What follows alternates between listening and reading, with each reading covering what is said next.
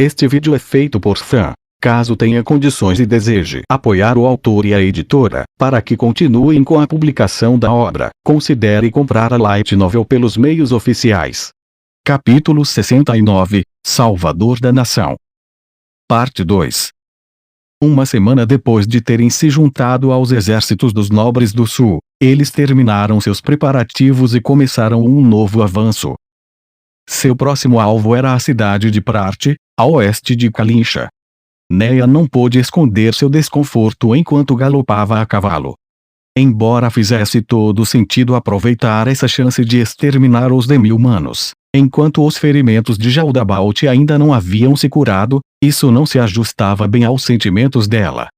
Ela queria aumentar o número de apoiadores e colocar seus esforços na finalização dos preparativos para o esforço de resgate que seria enviado em busca do Rei Feiticeiro. Dito isso, Neya sabia por experiência direta com Remedios que a irritação de um comandante estava intimamente ligada ao moral. Ela não podia descontar suas frustrações em seus subordinados. Neya respirou fundo várias vezes para se acalmar e seus pulmões se encheram de ar frio. A primavera estava perto, mas ainda se podia sentir o frio do inverno. Depois de recuperar a compostura, Neya examinou o exército que estava indo em frente. Havia cerca de 95.000 pessoas aqui, em uma coluna que parecia estender infinitamente. Suas forças eram compostas de aproximadamente 30.000 homens dos nobres do sul e 65.000 homens do exército de libertação. Aliás, dos restantes 20.000 homens do sul, 10.000 foram designados para garantir o eixo de retiro e os outros 10.000 estavam postos em Kalincha. Entre eles, estavam 2.000 arqueiros liderados por Neya, todos pertencentes ao corpo de resgate. Enfrentando-os estavam os remanescentes do exército demi-humano, que eram estimados em cerca de 30.000, então havia uma enorme disparidade nos números. No entanto, cada indivíduo era mais forte do que um ser humano, e mais importante, eles tinham que estar em guarda contra Jaldabaoth, então não poderiam ser descuidados mesmo com sua vantagem numérica. Eles embarcaram nessa operação sob a suposição de que Jaldabaoth ainda estava ferido e incapaz de agir. Se Jaldabaoth tivesse se recuperado totalmente, seria como marchar para a morte. Seu coração batia como um despertador. Eu deveria ter priorizado o resgate do Rei Feiticeiro acima de tudo. Neya se perguntou. Seus pensamentos começaram a girar em círculos. Baraja-sama. A senhora precisa de informações dos membros do corpo em outras unidades. Bertrand moveu o cavalo ao lado dela antes de fazer sua pergunta, e Neya piscou em resposta. Ela não fazia ideia do que ele estava falando. Depois de pensar um pouco, Neya finalmente entendeu e acenou apressadamente a mão que não segurava as rédeas de seu cavalo. Não precisamos fazer essas coisas de espião. Afinal, somos companheiros marchando em direção ao mesmo objetivo. Eu não esperava nada menos da senhora, Baraja-sama. Como porta-voz de Sua Majestade, suas palavras são muito gentis. Embora seu rosto seja assustador. Depois que Bertrand a elogiou, Shizu falou por trás de Neya. Como Shizu não podia cavalgar, as duas dividiram a mesma cela. Mesmo que Shizu fosse sua senpai, uma digna de seu respeito, ainda era um pouco chato ouvi-la continuar repetindo isso repetidas vezes. Deveria ter deixado você ir a pé. O passo e a resistência de Shizu excediam os de um ser humano normal. Ela estava na cela só porque seria rude deixar uma das subordinadas do Rei Feiticeiro a pé. Bertrand ouviu isso, mas não a ajudou em nada. Ele não apoiou nem rejeitou essa afirmação. Ele provavelmente não poderia negar essas palavras porque elas tinham sido faladas por uma subordinada do Rei Feiticeiro e, acima de tudo, porque eram verdadeiras. Bem, acho que ele não pode simplesmente dizer não, afinal, eu não teria que usar a viseira se não fosse verdade. Dito isto, Neya ainda era uma menina. Mesmo que fosse verdade, e mesmo se as pessoas tivessem dito tantas vezes ao ponto dela se acostumar, ter pessoas dizendo que seu rosto era assustador ainda doía. Baraja-sama. Um mensageiro veio da sede. nossos exploradores avistaram o exército demi-humano. Seu número é estimado em 30.000. Portanto, faremos a formação aqui. O mensageiro voltou para a sede depois de transmitir essa mensagem. Precisa fazer algo? Isso é bom. Se você acha que precisa ser feito, então tudo bem. Bertrand estava indo muito bem como seu diretor executivo. Ainda assim, os demi-humanos realmente querem lutar uma batalha campal. Os demi-humanos tinham apenas 1/3 dos números do Reino Sacro. Embora cada um deles fosse um combatente individual superior, certamente não teriam chance se lutassem em campo aberto. Se eles defendessem uma cidade, seriam capazes de fazer pleno uso das defesas da cidade e compensar o déficit na força de combate.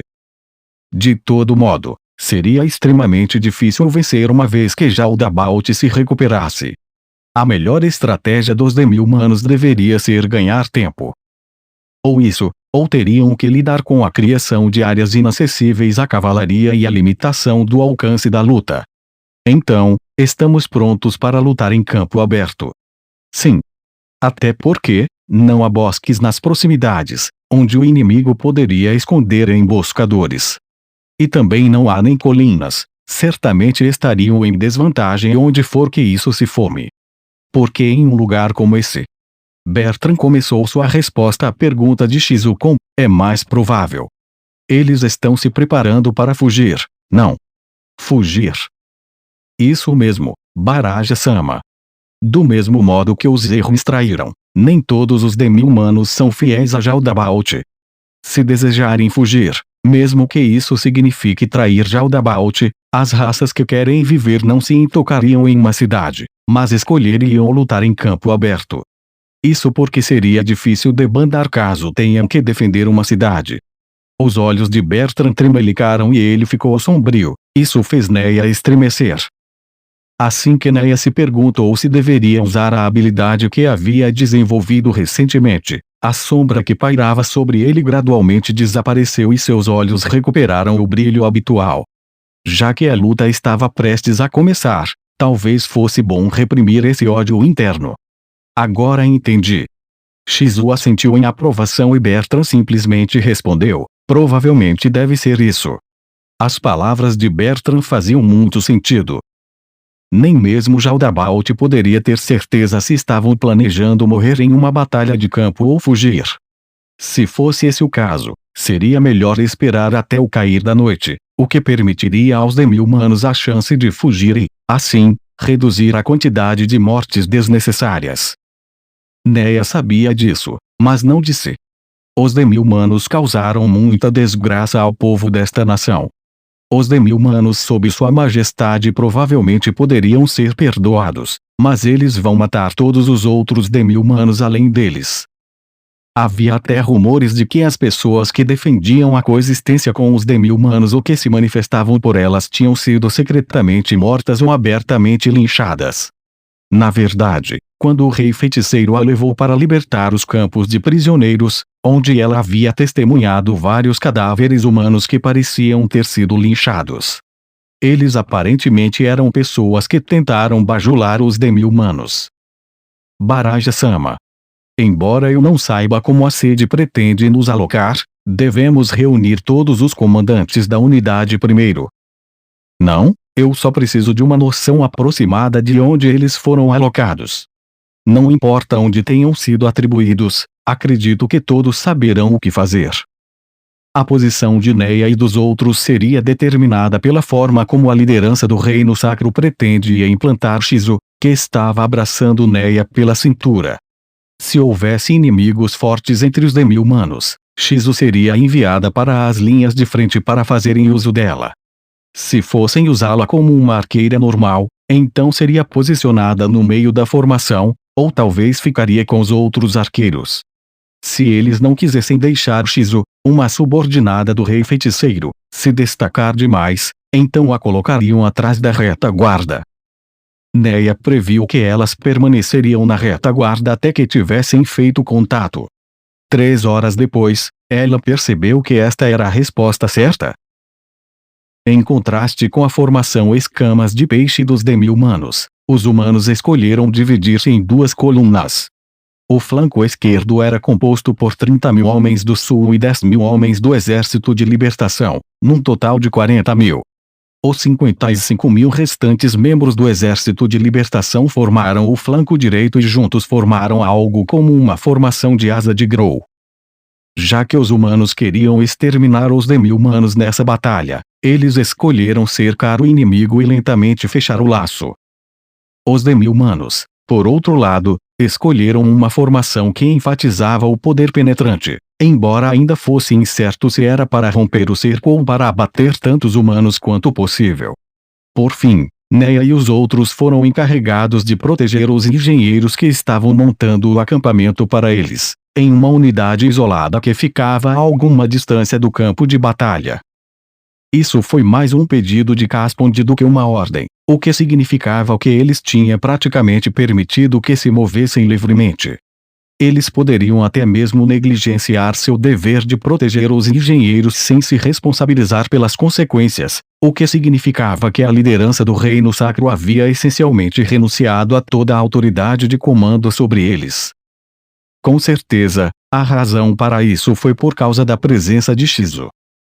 Neia estava nominalmente no comando, mas como viajou com Shizu, que era praticamente uma cidadã do reino feiticeiro, significava que eles não poderiam ordená-la como bem entendessem. Um membro da realeza do reino sacro emitindo um comando para um lacaio do rei feiticeiro pode acabar se tornando um casus belli. Neia queria muito perguntar o porquê deles fazerem coisas diferentes depois que Shizu fez tanto durante a Batalha de Kalincha. No entanto, a chegada dos nobres do sul havia mudado a recepção que ela havia recebido. Isso porque eles não podiam simplesmente considerar o presente, mas também os eventos futuros. Quando Neia e os outros se formaram, observaram o distante campo de batalha. Dito isso, eles estavam longe o suficiente para não sentir a tensão no ar, a sede de sangue daquele lugar não poderia chegar onde estavam. O som dos engenheiros batendo nas estacas com seus porretes soou um tanto solene. Eles ainda estão se encarando. Quando isso vai começar? Nossa situação só vai piorar quanto mais tempo passar. Sinto que devemos dar o primeiro passo. Bertrand respondeu à pergunta de Shizu. A escuridão da noite era aliada dos demi-humanos. Mesmo alguém conseguindo ver nitidamente em uma planície enquanto houvesse a luz da lua, hoje estava nublado. Não havia dúvida de que os demi-humanos seriam um oponente muito complicado se atacassem nessas circunstâncias. Além do mais, o acampamento atual que construíam não seria muito resistente. Portanto, os humanos deveriam fazer sua jogada antes do anoitecer. Além disso, eles tinham uma enorme vantagem nos números, então, se conseguissem uma vitória completa aqui, poderiam arruinar o esquema de Jaldabaoth. Em outras palavras, o reino sacro seria libertado desse longo tormento. Não havia razão para não avançar. Neia também esperava que a luta terminasse aqui. Dessa forma, nada mais impediria Neia. Ela poderia dedicar toda sua força em busca do rei feiticeiro. Neia olhou para cima. Sua aguçada audição havia captado um poderoso grito e o trovejo de muitas pessoas correndo. Bertrand pareceu ter ouvido um momento depois, porque ele disse em voz baixa, começou. Ninguém sabia como esses dois exércitos, que computavam mais de 100.000 quando somados, se moviam ou como se chocariam. As planícies onde os demi-humanos esperavam eram retilíneas, sem morros dos quais pudessem supervisionar o campo de batalha. Esta deveria ter sido a deixa para montar uma torre de vigia, mas eles não tinham essa estrutura em seu acampamento. E agora? Nossa missão é ficar aqui e protegê-los. Vamos nos concentrar em executar isso. Era praticamente impossível para o exército em tremenda desvantagem romper as forças humanas até chegar a este lugar. Manter Shizu, sua força de combate mais forte, foi uma boa jogada política, mas um péssimo movimento militar. Se eles a colocassem na linha de frente, diminuiria muito as perdas do reino sacro. Todos entendiam isso, mas ninguém podia realmente fazê-lo. Isso porque queriam evitar inflacionar ainda mais a reputação de Shizu. Que perda de vidas sem sentido! Pensou Neia, mas nem cavalos selvagens arrancariam essas palavras de sua boca. 30 minutos depois, houve aplausos do flanco direito. Não apenas Neia captou isso, os gritos de alegria foram altos o suficiente para que chegassem aos ouvidos de todos em seu time. Eles devem ter conseguido a vitória se podiam ser ouvidos a uma distância tão grande. 10 minutos depois disso, um mensageiro do campo de batalha anunciou em voz alta o que havia acontecido.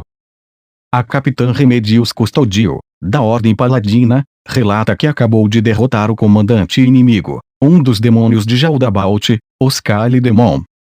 O mensageiro saiu depois de transmitir essa mensagem. Neia começou a se perguntar se era verdade. Não, provavelmente era verdade que Remedios havia derrotado um demônio. Mas aquele demônio era realmente um dos lacaios de Jaldabaoth. Neia sabia muito bem o poder do demônio que ela e Shizu tinham lutado em Kalincha. Ela não achava que Remedios poderia derrotá-lo. A capitã é forte o suficiente para derrotar algo assim? Ou, poderia ser algum tipo de dupla. Se eu não perguntar a Senpai. Shizu-senpai, eu tenho uma pergunta. Quão forte é esse Kali Demon? O suficiente para que a capitã consiga derrotá-lo. Mas o Circlet era mais forte, certo? A existência de demônios fortes implica que há demônios fracos. Os Kali Demon é um dos mais fracos. Entendi. Neia ficou aliviada. 2 dos lacaios demônios que haviam entrado neste país já haviam sido derrotados. Agora restara o grande demônio das colinas, mas não havia sentido em pensar nisso. O país está salvo agora. Já que o comandante inimigo está morto, o exército demi-humano deve se separar. De acordo com o plano do príncipe, tudo deveria ter acabado. Havia um olhar melancólico no rosto de Bertrand, porque ele perdera a chance de se vingar com as próprias mãos. Ainda é preciso caçar os retardatários. Claro! Eu não esperava nada menos da senhora, Shizu-sama. Quando Bertrand respondeu, sua expressão alegre de repente congelou. Da ala esquerda, e de fato, bem no meio das forças nobres de repente brotou uma coluna de fogo. O rugido infernal foi alto o bastante para que eles pudessem ver claramente a distância, e parecia que queimaria o céu. Todo mundo olhou preocupado para Shizu. Eles poderiam pensar em apenas um ser que poderia fazer uma coisa dessas. Logo depois disso, Shizu confirmou o que eles estavam imaginando. O não, é Jaldabaoth. A capitã Remedios Custodios, da Ordem Paladina, relata que acabou de derrotar o comandante inimigo, um dos demônios de Jaldabaoth, os Kali Demon. A ala direita explodiu em aplausos ao ouvir o que o mensageiro de Caspond lhes havia dito. O rosto do Marquês Budipo se iluminou com um sorriso. Fuá! Ela conseguiu. Ela abateu o general inimigo. Seja lá o que se passa no cérebro daquela mulher, seu estilo de espada ainda é de primeira classe. Isso deve enfraquecer o ímpeto do inimigo. Ordeno a todos que os obriguem a voltar e matar cada um daqueles demi-humanos. Ninguém sobreviverá. Sim, senhor. Os soldados se espalharam imediatamente ao receber as ordens do Marquês. Realmente esplêndido, Marquês-sama. Nós somos verdadeiramente afortunados que o comandante da unidade que está diante de nós nesta batalha, na mesma batalha que nós, tenha sido eliminado. Conde Coin, um homem que era muito respeitado em sua facção, sorria abertamente enquanto falava. É verdade, Conde. Agora estamos um passo à frente deles. A eliminação do comandante da unidade que havia escaramuçado repetidamente as forças da Aliança Nobre do Sul durante o longo confronto foi um golpe massivo. Era, sem dúvida, uma carta importante que eles poderiam jogar ao negociar com os outros nobres do Sul. Comparada a Remedios Custodio, sua irmã Kellart Custodio deixara lembranças muito mais amargas em suas mentes. Ainda assim, esta foi uma conquista que poderia acabar com esse ódio. Além disso, isso também foi uma conquista e tanto para Caspond. Simplificando, se ele conseguisse sobreviver até o fim, a posição do próximo rei sagrado seria praticamente dele. Mesmo os nobres do sul mais influentes não seriam capazes de se queixar, e com o apoio completo dos marqueses, não haveria nenhum problema. Se houvesse algum elemento incerto nesse cenário, seriam os outros membros da família real. Não haveria problema se todos eles estivessem mortos. Todavia, ele ainda não estava preparado para manchar as mãos, então tudo o que podia fazer era orar. O marquês imaginou alegremente o futuro equilíbrio de poder na sociedade nobre. Se quisesse que sua família se tornasse a mais influente do reino sacro, ele não poderia se dar ao luxo de cometer erros na operação de limpeza que se seguiria a isso. Tudo até agora foi perfeito. Tudo que eles tinham que fazer era continuar assim. Conde, acha que podemos levar os demi-humanos para o sul? Marquês Sama, por que o senhor faria isso? O conde pareceu surpreso e confuso ao fazer sua pergunta. O marquês riu dele internamente. Não havia como o conde não entender o subtexto. O marquês não teria favorecido ninguém tão incompetente. O conde fingia surpresa, embora soubesse o que o marquês tinha em mente. Ele devia estar tentando dar a impressão de que não conseguia entender o que o grande e poderoso marquês dono estava planejando. Foi realmente uma tentativa maçante de bajulação. O marquês decidiu seguir o fluxo das intenções. Se ele fizesse o conde acreditar que poderia ser facilmente manipulado, seria mais fácil usá-lo. Não ouviu. Os demi-humanos são uma excelente ferramenta para enfraquecer os nobres que não são da nossa facção. Ele levantou um dedo, adotando o ar de um velho que não resistiu à vontade de se explicar. Agora que os nobres do norte foram enfraquecidos, o equilíbrio de poder entre o norte e o sul foi abalado. Sendo as coisas assim, é inevitável que os nobres do sul acabem tendo mais poder em certas questões. Mas isso seria problemático para a família real. Em outras palavras, é isso que a família real que estamos ajudando vai enfrentar. Eu não esperava nada menos do senhor, Marquês Sama. E pensar que suas considerações se estenderam tão longe. A bajulação estava flagrantemente escancarada neste momento, mas o conde ainda a entregava com um tom alegre e uma voz alta. De fato, nada me traria mais alegria do que a devastação deles às terras dos nobres que nos atrapalharam. Enquanto observava o conde olhar em volta preocupado, o marquês afagou a barba e pensou, esse homem é mesmo um bom ator. Relaxe, conde. Estamos cercados por pessoas confiáveis. Boatos não se espalharão. Além disso, quem acreditaria? Se será mesmo. Há muitos elementos incertos se simplesmente deixarmos que os demi-humanos fujam para o sul. Nesse caso, por que não pressioná-los até o fim e depois forjar um pacto secreto com os demi-humanos? Negociar com demi-humanos. Então? Não é uma má ideia. Embora o conde parecesse estar enojado com a ideia de usar demi-humanos, isso provavelmente era atuação. Ele era o tipo de homem que usaria tudo o que podia até não sobrar nada.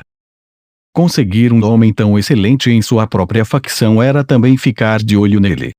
Na verdade, ele já havia embutido várias pessoas na família do conde. Ele também tinha usado pessoas de outras facções para que ele não fosse descoberto, mesmo se alguém usasse magias de charme. Conde, você também iria se houvesse uma chance de fazer um acordo com os demi-humanos. O marquês estava ciente de que o conde estava planejando todo tipo de coisas por trás daqueles olhos dele. Eu realmente não quero ir, mas se o senhor pretende ir, então eu certamente o acompanharei, Marquês Sama. Ele provavelmente estava fazendo isso para poder dizer o marquês disse isso e aquilo. E assim obter um trunfo para usar contra o marquês. No entanto, apenas indo lá com ele já o transformava em farinha do mesmo saco. No fim, seria um trunfo muito fraco. Mesmo? Então não deveríamos dizer a Sua Alteza para interromper os ataques aos demi-humanos. Não há necessidade de sacrificar mais pessoas na luta. Depois disso, alcançaremos a vitória na mesa de negociação. É como diz, Marquês Sama. Mas os outros condes parecem estar montando um ataque total, se é o que deseja, então devemos detê-los o mais rápido possível para um melhor efeito. Tem razão. pará-los enquanto tentavam fazer um nome para si mesmo seria um desserviço, então seria melhor manter as coisas como estavam enquanto ainda consideravam o futuro. O Marquês ficou encantado por em breve poder influenciar o futuro do reino sacro. Claro, ele nunca deixaria isso aparecer em seu rosto. Entre em contato com os condes. O pilar de fogo irrompeu e cortou as palavras do Marquês. O Marquês não era completamente ignorante sobre magia. Ele pode não ser capaz de usá-la, mas o conhecimento sobre a magia divina era comum entre a nobreza do reino sacro. No entanto, ele só sabia sobre magias até o segundo nível, e seu conhecimento não se estendia a magias de outros sistemas. Mesmo assim, ele entendeu que o pilar de fogo diante de seus olhos era uma magia incrivelmente poderosa. O que? Isso poderia ser magia do chamado quarto nível. O tipo que aquela arte custodio e sua majestade sagrada poderiam usar. Eu não sei. O que devemos fazer, Marquês-sama? Eu não tenho muita certeza, mas vamos apenas recuar um pouco e nos mover para um lugar mais seguro.